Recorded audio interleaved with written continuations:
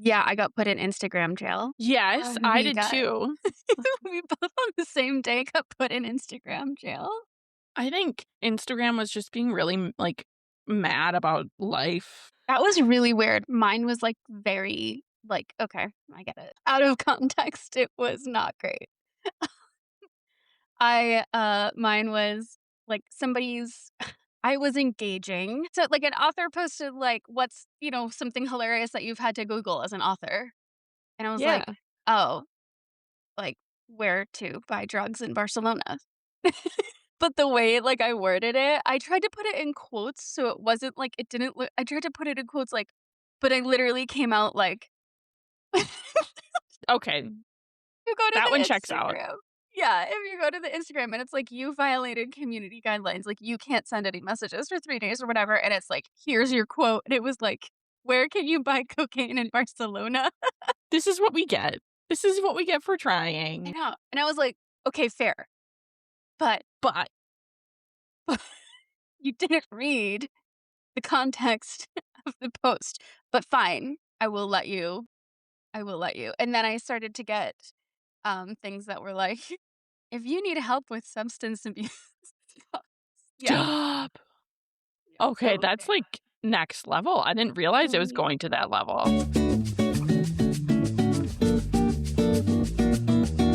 Anyways, Today's episode, is not about Instagram jail, but we wanted to take this time for Galentine's Day to chat about female main characters.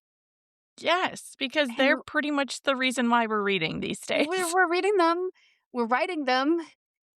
It is a tangled web of complication, this topic, but let's just talk about it, and I feel like we need to be honest about it and really talk about how we're feeling, things we've read, what's working, what's not working, how we're writing them, like, and how hard it is. Yeah, because you have probably heard me say how much I, like, dislike about 75% of female main characters that I read. Like, it just something doesn't jive with me sometimes, and maybe it's because, like, I'm trying to identify with the character, Mhm. Sure. and I'm just not whiny and helpless, like, in real life. So, I have to tell you, Okay.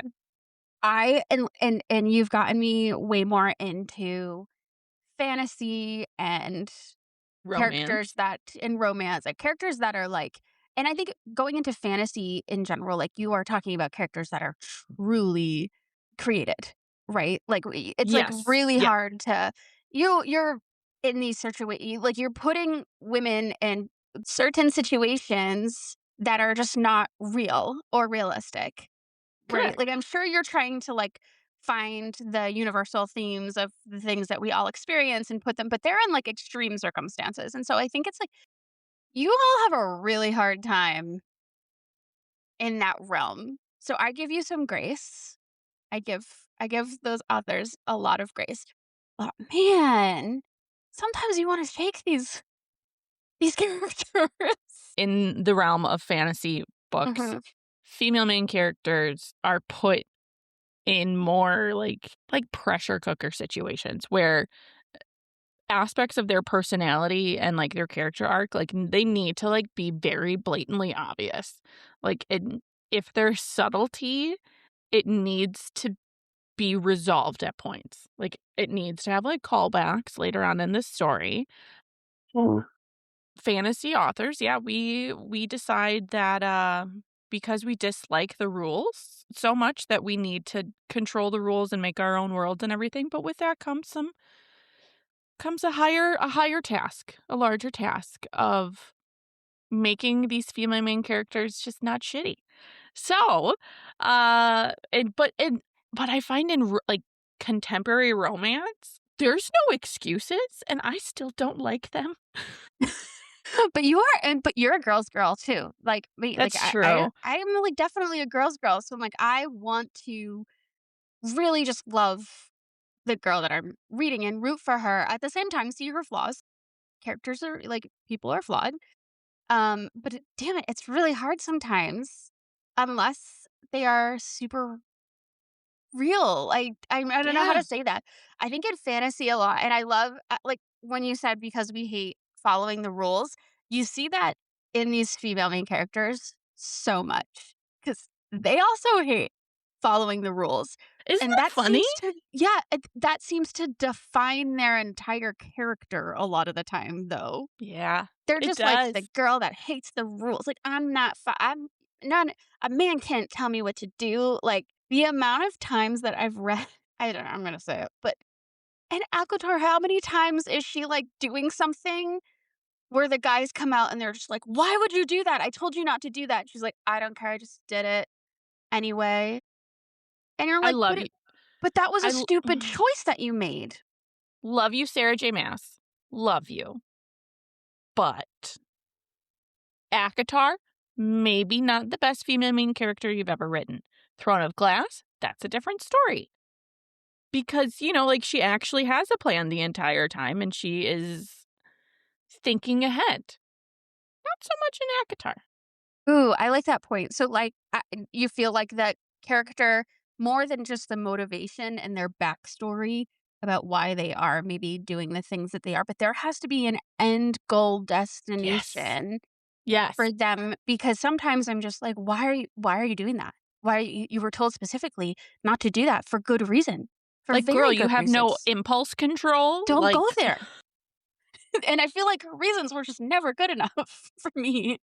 Okay, I'm not gonna lie. I have full disclosure, I've only read the first one, and everyone tells me the second one is like, "Where are you?" just had this conversation the other day. Same thing. I'm like, you get past the first one. The first one is really just tip of the iceberg, and the actual like meat is in the rest of the books.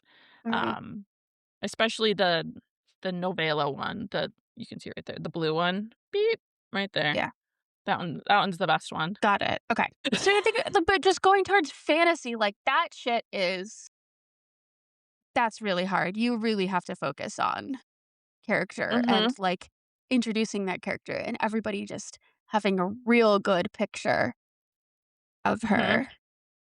I think the most successful female main characters in fantasy books are the ones that have agency and purpose.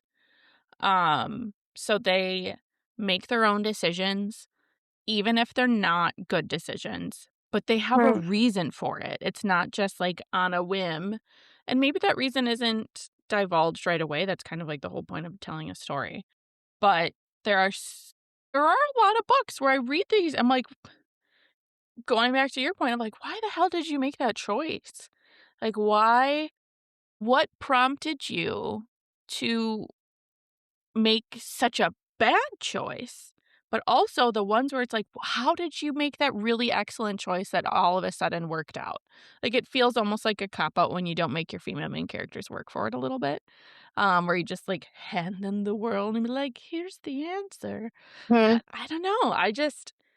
I have a really hard time with a woman that doesn't have intellect be her number one, like, tool, and that's why I'm writing my book the way I am, of a woman not being given all of the information. It doesn't feel realistic to me because women know.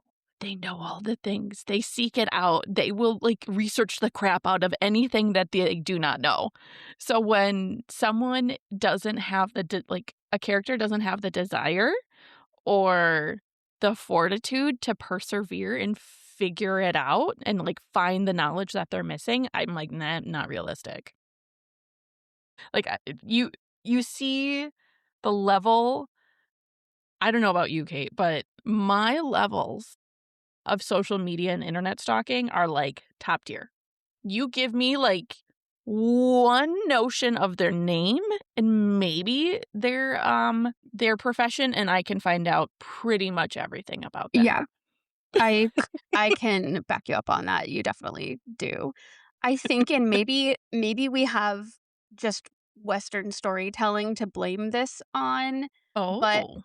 I feel like authors are having to follow this hero's journey because that seems to be what sells or what they're looking for, and the hero's journey, like, really does a disservice sometimes to your characters because a lot Especially of female characters. especially female characters, because like, I feel like the thing that women tend to use when writing women is that they just start out young and naive, and then they end, enlightened.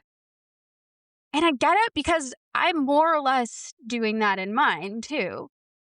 But it's almost like just this like I'm starting out as like I don't know anything about the world and then I end and I know a little bit more and I'm more street smart. And like who and it's like that is us just trying to write towards to the hero's journey. That's You're all that so is. right. You are so right, and I remember Vanessa Riley in Mhm. Albuquerque when we went to that Love retreat. She her. said the same thing. She's like, "The hero's journey is not meant for female main characters." It's It really not. It's really hard.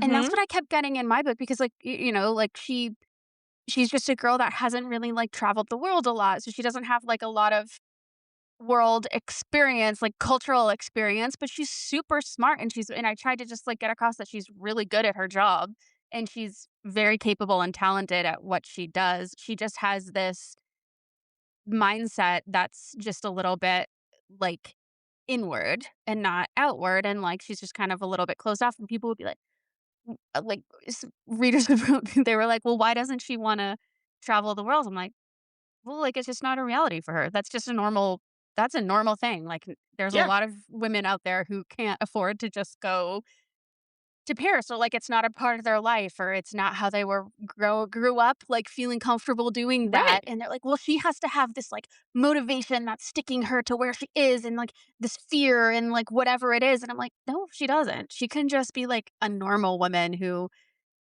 got stuck in her day to day and doesn't wanna go anywhere." Like, I think that's very relatable. I don't know, like, why it has to be No, this, like, I dramatic journey that, like it's like, why can't it just be a great story about a woman who finally gets to have some experiences and, like, learns how to live in them and enjoy them and see different people and you know what I mean? And it's not like this, like, grand I just wanna read real women. I think what I've come to believe is that I wanna read real women, and I like when I get to read real women in, like, extraordinary circumstances. totally agree, and I want to be able to read women that are above the age of 19.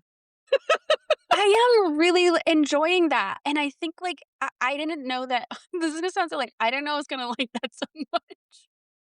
But even, like, I just read, The Correspondent, and Yeah, she's, like, a 78-year-old woman, and I'm like, it was one of the best books probably of the year, I think, but unless it is a book that is specifically about, like, coming of age or developing your sense of purpose or your morals, things that one does in their early 20s. Cool. But I am really tired of reading fantasy novels of those extraordinary circumstances, and they're all really young. I'm like, not cool because I was not a like fully realized human at 18 or 19, and yeah. I cannot relate to those characters as well. If it is a person that has gone through life and then gets like a tornado like launched at them and they have to deal with it, far more capable of doing so. And I think especially now, readers want that more and more often. I Yeah. look at the demographic of people that are reading, that are buying the books, that are engaging on social media and other platforms. And it's a lot of women from 30 to 45. So why don't we write more characters like that? Is it hard? I don't think so. Um, but I would love to hear from more people if that is hard to write, Yeah. or is it this pressure that we have from the current trends to write female main characters that are young? I don't know. It totally could be, and it could be very genre specific too. Another kind of character that I'm seeing pop up a lot in, like, romance or romantic comedies, um, is the old favorite, the manic pixie dream girl. You know her, you love her. She started in, like, I don't know, 2005, 2006, we started to see the manic pixie dream girl, like the 500 Days of Summer, the girl who's just not like the other girls, like, she's quirky as fuck, she, like, eats pancakes for dinner, and she dances in the rain, and she listens to indie music you've never heard, it's gonna change your life. Garden State, we saw it with Garden Yeah. State, the ultimate. Just the Zoe Deschanel. Anybody that you're like, "Zoe Deschanel could play this part," is but it is having a resurgence. It is here again, and it is crazy because at this point, I'm It's been done. reading girls, and I'm just like, just get back in the car. Get out of the rain. Just get back in the car. Just like, go back to your don't Unless drag you're them out into the rain. No, I no, I'm so tired of it, and I'm probably gonna get, like, hate mail for this, but I didn't actually like the movie, The People We Meet on Vacation. I love Emily Henry. It's not my favorite because I do feel like she's like too manic pixie dream girl. And like one of the books I just read, I was like, she's a pet turtle, and she's really attached to it as like a grown ass woman. I just can't, I can't relate to this, but Like, do I women have to be quirky in order to do. be interesting? Is it like our stereotypes are like, yeah, we are either strong and masculine and like we can do all the things that men do and it makes us so amazing, or we are just manic pixie dream girls, like just little fairies flitting around the earth, looking for love in all the wrong places, or like, or we are just, or we're like mice who are too scared of the world. It's like these like I don't know if they're tropes, I don't know if I call them tropes, but they're just, like, the characters that are just not working for me, and it's showing me how hard it is to write a good female main character that people can identify with. When you were writing your book, did you find yourself ever, like, falling into those tropes, or stereotypes, or was it very natural for you to have your female main character kinda carve a new path and have a different kind of voice than what was already out there? Hey, I mean, we're gonna find out. Like, as soon as people start reading it, they're gonna be like, "What is this bitch talking about? Her female main character is naive," and, um, no, you know what? I think that what happens and when you fall into those traps is when you are trying to move the plot somewhere very specifically. Like, if you get into that and this is only my experience, I am not a professional in this, but it's like when you get to that point where it's like, "Oh my god, what's gonna happen next? I don't know. I'm at kind of a block." I think in your mind, you just turn to those things that we Familiar. see on repeat that or feel familiar, or, like, instead of just diving deeper into the character and, like, or diving deeper into the action or whatever it is that's gonna take you to, like, where you need to go, you're just kinda turning to the things that feel, like, safe and familiar. Ooh. Ooh. Okay, do you remember when we were at the retreat, Catherine Matthews, she was saying that her second book, her editor had told her multiple times, "You have to dig deeper, you have to dig deeper," and it made her really Mm. uncomfortable, and she said, "It made me so uncomfortable to the point where this is the best work I've ever written, because Yeah. it was so much work to get deeper and deeper," and I think that is why we go towards the familiar, or we end up going down these stereotypes or tropes or whatever the hell we wanna call them, and we end up writing female main characters that are just lacking that dimension and lacking that depth, because it really is almost like pseudo therapy. You have to do the work, you have to Yeah. dig deep, Yeah. and it's yet another thing that I feel like as women, it's another expectation laid upon us. I I don't know if people like Stephen King or other male authors have to dig that deep with their character. Does that feel unnatural? Or are men coming across as authentic without having much depth upon them? I'm wondering that I mean, I'm trying to think of a good example of, like, something written by a guy that I'm just like, "Oh, this really nails it." I'm sure they're out there, but real women in real circumstances, so it's hard, like, and I that's why I talk so much about fantasy because 'cause I'm like, I think that's where it's, like, the hardest is for you fantasy Mhm. writers. Maybe people can comment on this and just, like, you are starting from scratch. Hmm. I wasn't for Okay. mine. Yeah, Okay. what's been helping you or what's been the biggest challenge with that? So because I so enjoyed all of the world building and I love diving deep into kind of the catalyst for this story of like the backstory. If I were to write a prequel, what would it be? Like you kind of Mhm. have to form it all in your head. Right, that's great. And it's really fun. I loved it. My main character, she was kind of the antithesis of what I had experienced in a lot of fantasy novels. She was well educated. She had a path for herself. She was not by any means helpless. But then I crafted a world where a woman wasn't doing herself a disservice by being intelligent. Like women were created very much on the equal playing field of men. And it I love my book so much, and I really wish it was done so I could, like, share it with people because I love these characters so much, they're just the best. Um, That's the but she best. but she is, like she has tenacity, she has gumption, and she has a very distinct voice, and all of those traits I took from women that I admire in real life. I'm like, "What if Ooh, all of these things that I'm observing" and, some of them come from myself as well, not majority of them at all. That would be not a fun story, but it'd be very chaotic and just all over the place and would make 0 sense to anyone. You would need an appendix. I just took all of those super strong qualities, I put them into one character, and then I kind of just I am a plotter, but I let her kind of dictate where she wanted to go in the plot. And it was so fun because an I didn't come up with the ending until I was coming up on the ending. Like, I didn't know how it was going to end. I didn't know how she was going to react, and it was almost like watching it unfold, and I remember writing that ending and figuring it all out and be like, "This is how it ends. This is the whodunit, and this is the arc that she takes." I'm like, "This is freaking brilliant!" And Cody was very disturbed. He's like, "What just happened? Are you highs are high. okay?"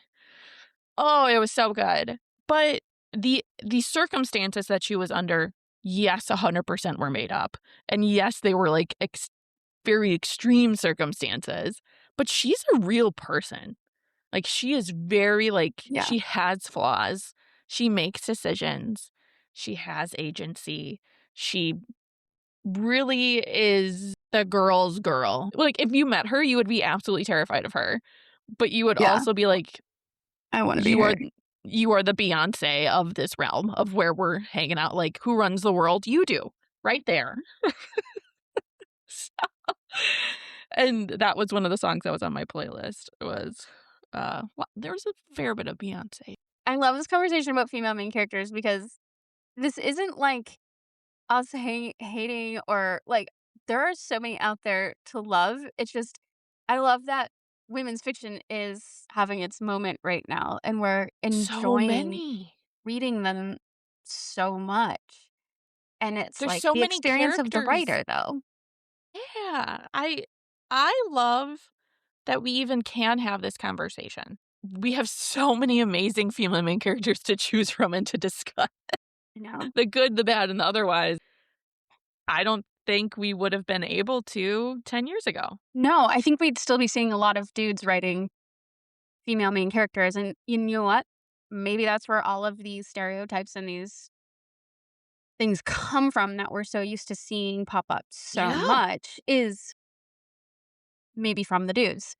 Um, but, I mean, look at our first favorite female main character that I just feel like Bridget Jones, and look at how far we've come even from then, and, uh, yeah, I don't know, Mary Tyler Moore the first one we actually, like, all got to see, like, a real woman, like, portrayed as, like, working and trying to, like, do it all, but for me, it was Bridget Jones, where it was just like, I'm obsessed with this woman. Yes. Yeah. Just yeah, she's Yes. quirky, but she's so authentic. Like, you know who that is, And and she's so flawed but not in a way that makes her unlikable, just relatable. mhm. Like, she wasn't flawed because she was broken. She was flawed because Right. she's a person. And it's really hard to write flaws when you are talking like, I definitely struggled with that a little bit because I think I was just writing so personally about stuff that I was just writing myself, and I was like, "My character gets cheated on, it's not a big surprise, it happens right away," but, like, you have to see why he would cheat on her. At some point, you have to just be like, "Why did this happen to her?" He's not just a douchebag. He's unlikable, but he's not just an asshole. Like, there has to be there's a reason, like, he wasn't fulfilled in this relationship with her. There's something that she's not able to provide for him that, would kinda also contribute to like, you have to write flaws as well as making them it's hard. It is It is hard. very hard. But isn't it kind of like a puzzle when you figure it out? Yeah. Where and you can't just write you unless it's an autobiography? Because That mo yes, I saw some post, I forgot which day it was, um, or who it was or whatever, but it was essentially if you wrote yourself as the main character, verbatim, it's going to be very boring Yeah. because we are normal people, but we need some pizzazz. We need some, like, polish, or we Yeah. need a little, like, scuffing up, like, something just to add the layer and make it enticing to so many more different types of audiences. Yeah. There in there, you need to show that like, it's gonna sound, like, so cliche, but the depth doesn't come easily. It just doesn't, and I think it was Crystal on one of the episodes where she said that she was told to write letters from her character, and I feel like normally, if anybody told me that, I'd be like, "Oh my god, no." But there is something to just doing whatever you can to unlock that chamber in your brain that has the ideas, that has the depth, that has the story, that has the digging deeper part. Like, how do you dig deeper? You have to do all of these extra things. Yeah, and they're not writing your book. It's either writing It's not. exercises, it's It's not. using visuals, it's making a Pinterest board or a playlist or something Mhm. that the creative brain is such an interesting place, and I've been in touch with my creative brain for a very long time. Um, It thank lives you, there college. somewhere. You have to experience something from not the point of view of writing. If that is your end result, for That's a good way to example, say it. Yeah. I had a professor in college. It was my sculpture professor, and he told everyone, "You cannot look at art as inspiration for your next sculpture or for your next project. You can't look at art. Do not look at artists. Don't go to the like art section in the library, but you physically need to go to the library and you need to go look at books and you need to have some reference point that you can cite and it can't be artwork." And a lot of people eh, toyed with the idea of like architecture and he's like, it's a little gray area, but sure, if it gets the point across, why not? And I went in totally like, I'm like, this is shit. I don't want to do this. Like, I want my sculpture to look like this. Like, I had the end result already figured out in my head. I didn't have a reason for it. But I'm Mm. like, I will listen to you fine because I follow most of the rules. So I went to the biology section, like the plant biology specifically, and I started looking at books and I found some of the most gorgeous renderings of seed pods. And it was so cool. And then I found another book about defenses that plants have against, like, predators or against animals, and I combined the 2, and I made a really awesome sculpture, and it was beautiful, I loved it, but I wouldn't have arrived there ever if I hadn't done that pre-work of not referencing something that had already been created. So I Mhm. needed to go through the process of discovering the why, discovering the purpose, and really, like, that depth and the meat of what I was actually doing. And then the form kinda just came. And so many people, they write books because they want to entertain, or they want to reach a certain demographic, or they want to have a happy ending, or they want to have a character that overcomes this major obstacle like divorce or a death in the family. But what if you just came up with your inspiration first and not your end result first? I think Mhm. you would a lot of people would have greater success and maybe even less strenuous, um, creative processes. That's such a great way to say it because, yeah, I think that a lot of the times we're told to, like, start with your one sentence pitch or start with this, and then I feel like then I'm just writing for the To market. that. Yeah, Yes. to that, which we can do a whole episode on just writing for the market. And if the market is selling the manic pixie dream girl, then I'm sure a lot of us are just gonna write the quirkiest, quirky Yes. girl that still sleeps with her stuffed animals girl. Um, which is fine if that's what everybody wants to read. But at some point, there has to be the why of like, yeah, of what you're creating. I don't think I'd want to write to the market. That's a bold statement. I know, and it kinda hurt me saying it, but I don't Say think I it want out to. loud. I have notes, and I have made the courageous decision. So this is my press release. I have notes. But it feels like that. It does. You don't have to. Like nobody's saying that you have to. No, and I don't want to write the next ACOTAR, or I don't wanna write the next Throne of Glass or Yeah. Fourth Wing or whatever. I wanna write I wanna write my story, and that's also why I think I'm going to indie publish at the end of the day. Like, Mhm. I don't want someone to say, "That won't sell," because I'm not if your goal is to sell as many books as you can, that's your goal, and you will do what you need to achieve that goal. That's not gonna be my goal. Nope. My goal is to tell this really unique story that I made up, and I want some people to read it. I don't have a goal in mind, but I want it out there, and I want it to be what I want it to be. I wanna Yeah. have that control because little real life talk. As a mom of 2 who has a job and has a husband and a house and all of these things, there's not much in my life that I have actual control over. You Mhm. try reasoning with the 2-year-old that I call my Sour Patch Kid. You cannot. I am reacting maybe 70% of the day to the circumstances that are in front of me because I need Absolutely.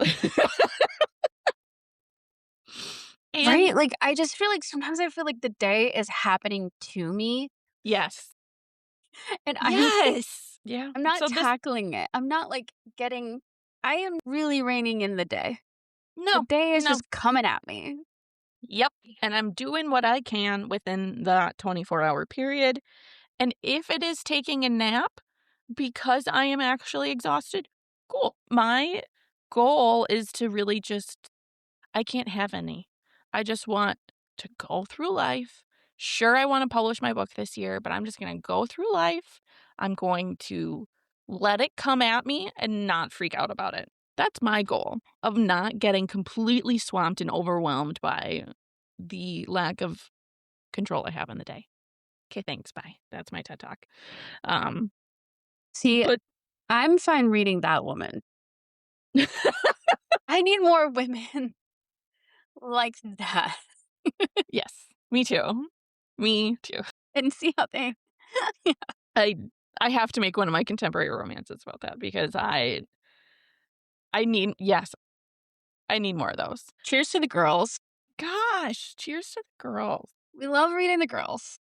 We love reading the girl keep the girls coming. Just make some more moms too in these romance. Like, I'm enjoying the romance recently too, but I'm like, I need a mom with some kids who, like, doesn't have a lot of time to date. It's okay.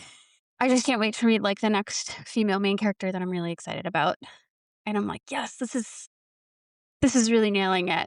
And if you have one either that you made or that your friend made or that you just read, please share it. Doot, doot, doot. Because I want I just want like a stack of books about women that at the end of the day, I'm like, "Oh, that was wonderful." That like floored me with how much I was rooting for her.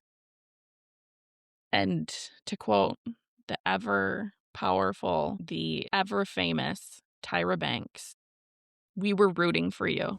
We were all rooting for you. We're all rooting for you.